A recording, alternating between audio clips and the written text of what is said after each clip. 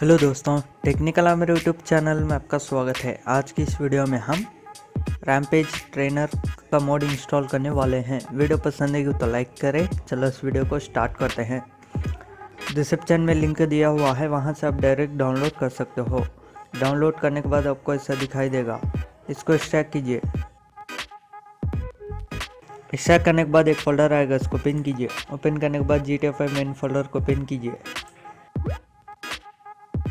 GTFI main folder open करने के बाद एक्स्ट्रा किया हुआ फोल्डर पर आ जाइए। आने के बाद यहाँ रैम्पेज के 2 फाइल्स दिख रहे हैं ना, इनको यहाँ GTFI मेन फोल्डर पर मूव कीजिए। बस दोस्तों इतना ही आपको करने का। चलो अब GTFI ओपन करते हैं। तो दोस्तों GTFI ओपन करने के बाद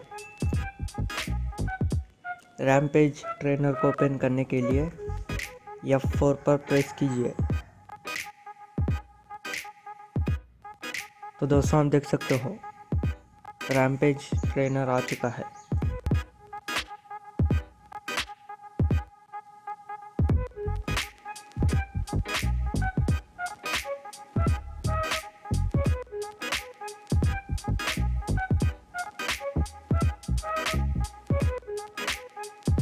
तो दोस्तों यही था इस वीडियो में। अगर आपको वीडियो पसंद आएगा तो लाइक करें, शेयर करें और इसी तरह के वीडियोस के लिए हमारे इस यूट्यूब चैनल को सब्सक्राइब कीजिए।